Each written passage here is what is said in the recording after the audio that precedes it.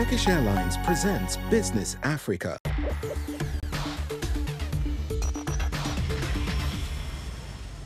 Bonjour et bienvenue à tous dans Business Africa. Je suis Ndéa Yoka et voici le sommaire.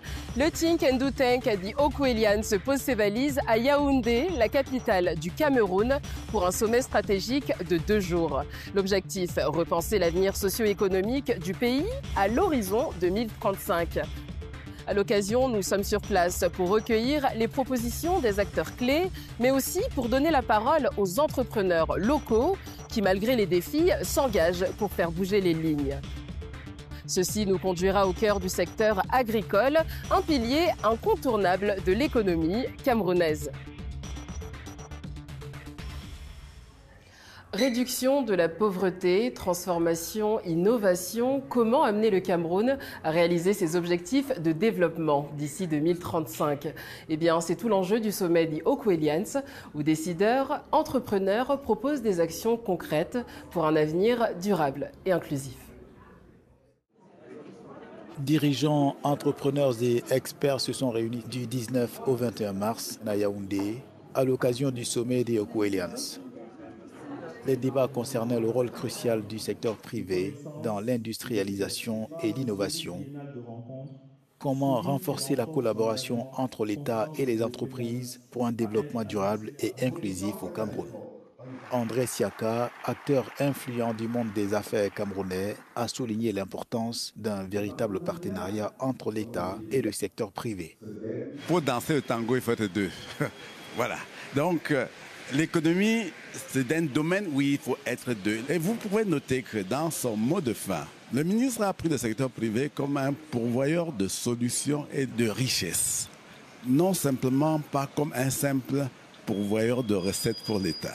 Ce partenariat entre secteur public et privé est essentiel pour soutenir des projets comme l'innovation industrielle ainsi que pour renforcer l'entrepreneuriat local.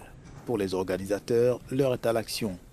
La transformation du Cameroun passe par des initiatives locales, souligne Jacques Jonathan Niembe, fondateur de The Okwelians. Le sommet s'est clôturé sur des engagements concrets et les propositions issues des discussions seront réunies dans un livre vert, une feuille de route pour guider les politiques publiques et privées dans les années à venir. Notre invité cette semaine est l'avocat Jacques-Jonathan Niembe, le fondateur du think tank The Okwelians, engagé à transformer le Cameroun et pas seulement. Maître, qu'est-ce qui vous a poussé à créer The Okwelians et parlez-nous s'il vous plaît de sa mission principale. Le Think Do Tank est parti d'un cri du cœur qui est celui de se dire que le continent de tous les possibles, celui vers lequel tous les regards se tournent aujourd'hui, c'est le continent africain. Il faut que sa jeunesse ne soit plus spectatrice. Et donc, nous avons pensé qu'il était pertinent au Cameroun de pouvoir créer ce que nous appelons un incubateur, un accélérateur, un catalyseur de l'engagement de la jeunesse pour la transformation du Cameroun. Donc, on travaille sur un renforcement de capacité en termes de leadership, d'éthique, de créativité.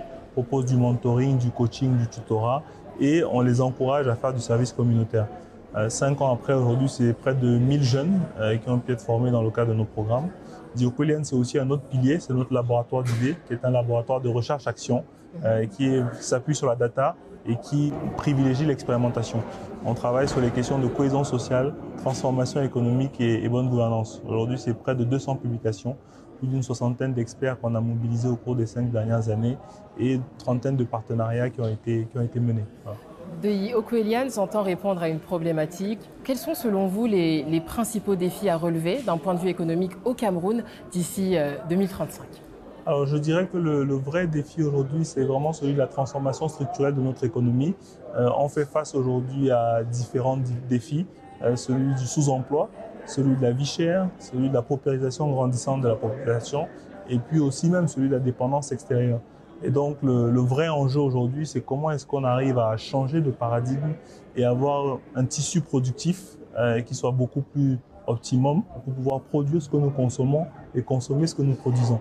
Voilà, c'est vraiment ça le défi et pour ça, il y a un certain nombre de préalables qu'il faut pouvoir remplir en termes d'infrastructures énergétiques notamment, en termes de capital humain, les questions d'éducation et de santé, de climat des affaires aussi et même de structuration des filières sur le plan économique. Votre rapport Refonder le patronat apporte quelques solutions. Qu'est-ce que vous attendez concrètement? Alors, le rapport Refonder le patronat part d'un postulat qui vient à dire qu'aujourd'hui, il faut savoir que l'État ne sait pas tout, l'État ne peut plus tout. Et donc, dans cette logique de transformation structurelle de notre économie, il est important de s'appuyer sur l'initiative privée et donc sur le secteur privé. Mais autant on demande à ce que le secteur public se réforme, autant le secteur privé aussi doit se réformer. L'enjeu de refondation du patronat, c'est d'avoir un secteur privé aujourd'hui qui soit plus inclusif sur le plan géographique, par exemple au Cameroun, couvrir les territoires, sur le plan catégoriel, couvrir davantage les PME, les TPE, et même sur le plan sectoriel, donc aller aussi vers le monde agricole, vers le monde industriel. Les problématiques camerounaises sont des problématiques qu'on retrouve notamment dans la sous-région. Est-ce que The Oak Williams entend s'émanciper et proposer son expertise à d'autres pays? Alors aujourd'hui, The Oak Williams part d'un principe qui est vraiment celui de la transformation durable du Cameroun, mais nous sommes bien évidemment conscients que le Cameroun n'est pas en vase clos. Nous sommes membres d'un réseau d'Afrique centrale de think tank, membre d'un réseau de think tank du Sud qui s'appelle Southern Voice. Très récemment, par exemple, nous avons mené des travaux ici au Cameroun avec des femmes agripreneuses sur la chaîne de valeur manioc et aussi sur la chaîne de valeur horticole. Et nous avons pu identifier quels sont les défis auxquels sont confrontées ces femmes pour véritablement créer des chaînes de valeur qui soient durables. Et nous avons partagé effectivement ces travaux avec les autres think tanks. Donc je pense que cet échange de bonnes pratiques est forcément utile parce que le Cameroun peut s'inspirer aussi de modèles qui fonctionnent en Asie du Sud-Est ou ailleurs. Maître Niem, je vous remercie. Merci à vous, merci beaucoup de nous recevoir. Merci. Avec la table ronde projet cacao, The Oak Williams a exploré les défis et opportunités de la filière au Cameroun. Et sur le terrain, la réalité est bien palpable. Nous avons suivi une entrepreneure agricole qui travaille avec les fèves. 5e producteur mondial et 4e en Afrique, le Cameroun génère près d'$1 milliard par an grâce au cacao. Pourtant, 80% de cette production est exportée brute, privant le pays des bénéfices de la transformation. Lors du sommet The Oak Williams, experts et acteurs du secteur ont débattu de la valeur à ajouter au cacao camerounais. Nous avons quand même l'impression que certains de nos partenaires érigent des mesures non tarifaires qui souvent ne permettent pas à nos produits d'accéder à ces différents marchés, surtout les produits transformés. Au-delà des discussions sur le secteur et l'avenir du cacao au Cameroun, direction le terrain. Nous allons découvrir comment Africa Processing Company transforme cette vision en réalité. Ici, des tonnes de fèves de cacao sont transformées en produits semi-finis et finis destinés au marché local et international, renforçant ainsi la consommation et la création de valeur ajoutée. Donc au Cameroun, nous avons choisi de transformer le cacao et nous proposons semi-fini pour les industries et fini pour la consommation locale. L'idée est de valoriser cette richesse qui est la nôtre, mais qui est surtout consommée ailleurs. Nous faisons savoir dans notre environnement que les producteurs sont libres de venir ici avec le cacao directement. Moins d'intermédiaires, ça fait plus de rentabilité pour eux. Transformer, oui, mais sous certaines conditions, les entreprises locales doivent se soumettre aux normes européennes strictes, à la traçabilité exigée et à une concurrence féroce. Il y a d'autres marchés qui existent et qui n'ont pas les mêmes exigences, vers lesquels nous sommes tournés et qui sont confortables. On parle de l'Asie, le Moyen-Orient, le Maghreb. Et donc, voilà, on s'arrime aux exigences de l'Europe si on y trouve un intérêt. Dans les années à venir, cette entreprise veut suivre le modèle brésilien en ouvrant des usines près des bassins de cacao pour faire du Cameroun un leader du cacao transformé. À présent, allons à la rencontre de Fotsong Gassa, un entrepreneur et éleveur camerounais. Il a dû reconstruire son activité après les lourdes conséquences de la crise anglophone, toujours en cours. Comme chaque matin, Fotsong Gassa rejoint son bureau dans le 5e arrondissement de Douala.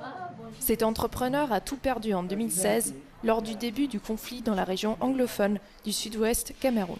Il a dû repartir de zéro. Depuis 3 ans, il a créé Gajo Livestock, une application qui simplifie l'élevage en Afrique.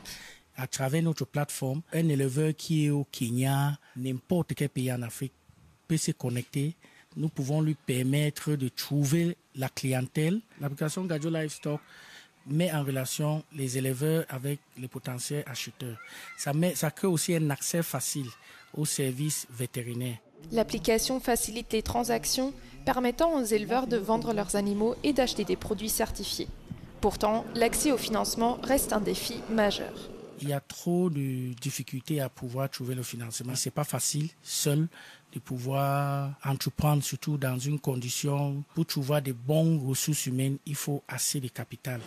Pour surmonter certaines difficultés, ils ont conçu Farm Genius 2.0, une solution qui permet aux éleveurs de surveiller la santé de leur cheptel, même en zone isolée. À travers cette solution Farm Genius 2.0, l'éleveur peut trouver une solution dans le confort de sa zone de production, à partir de sa ferme, au moment où le vétérinaire n'est pas disponible. Malgré les défis financiers, l'élevage africain offre un fort potentiel avec une demande en viande qui doublera d'ici 2050. Et Gajo Livestock entend en tirer parti. Et voilà qui conclut cette édition de Business Africa au Cameroun.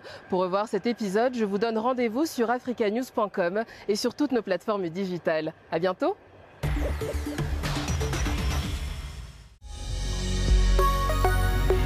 Business Africa was presented by Turkish Airlines.